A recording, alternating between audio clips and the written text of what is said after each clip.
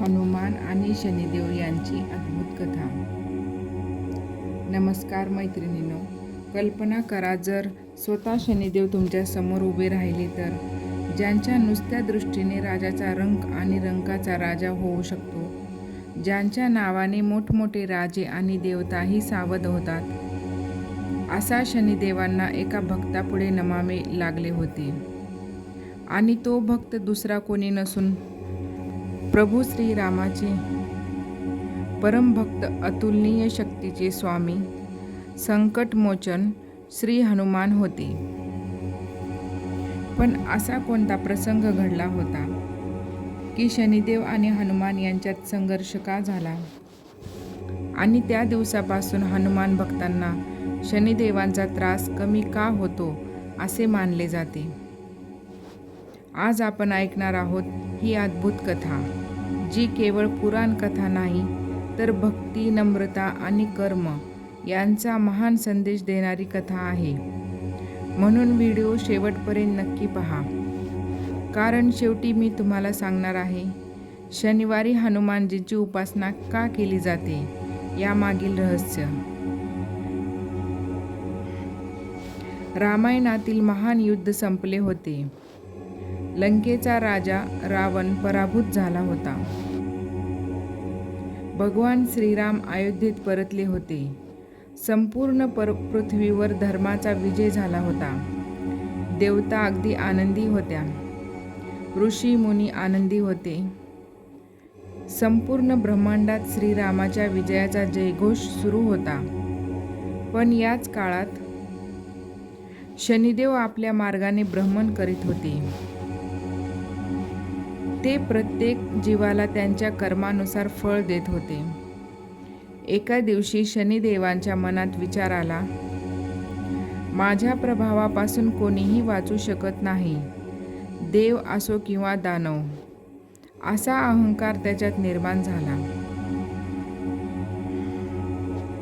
राजा असो किंवा सामान्य पुरुष, प्रत्येकाला माझ्या प्रभावाचा सामना करावाच लागतो. आणि मग त्यांच्या मनात आणखी एक विचार आला, हनुमान सुद्धा माझ्या प्रभावापासून वाचू शकतील का? हा प्रश्न शनिदेवांच्या मनात सतत फिरू लागला आणि त्यांनी स्वतःचे याचे उत्तर शोधण्याचे ठरवले.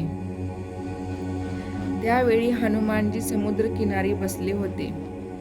त्यांच्या डोळ्यात आरपार शांतता होती. त्यांच्या मुखावर प्रभू श्रीरामांचे तेज झळकत होते. ते गाढ ध्यानात होते.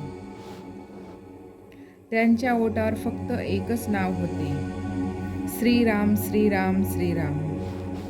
समुद्राच्या लाटा किनाऱ्यावर आदळत होत्या. आकाशात मंद वारा वाहत होता. पण हनुमानजींचे मन पूर्णपणे श्रीरामांच्या चरणात लीन झाले होते. त्याच वेळी शनिदेव तेथे प्रकट झाले. त्यांनी हनुमानजींना आवाज दिला, हनुमान. पण हनुमानजी ध्यानात मग्न होते. त्यांनी कोणतेही उत्तर दिले नाही. पुन्हा शनिदेव म्हणाले, हनुमान माझ्याकडे पहा. तरीही हनुमानजी शांतच राहिले. आता शनिदेवांना राग येऊ लागला. शनिदेव म्हणाले, हनुमान, मी शनिदेव आहे. आजपासून माझी साडेसाती तुझ्यावर सुरू होणार आहे. हनुमानजींनी हळूहळू डोळे उघडले आणि अत्यंत नम्रतेने म्हणाले, हे शनिदेव, मी प्रभू श्रीरामांच्या ध्यानात मग्न आहे. कृपया मला त्रास देऊ नका. पण शनिदेव हट्टीपणाने म्हणाले, माझ्या प्रभावापासून कोणीही वाचू शकत नाही, तुलाही नाही. हनुमानजींनी पुन्हा विनंती केली, पण शनिदेवांनी ती ऐकली नाही. अखेरीस हनुमानजी उभे राहिले. त्यांनी शनिदेवांना सांगितले, मी तुला आधीच सांगितले होते, पण तुम्ही ऐकले नाही. असे म्हणत हनुमानजींनी आपली विशाल शेपटी वाढवायला सुरुवात केली.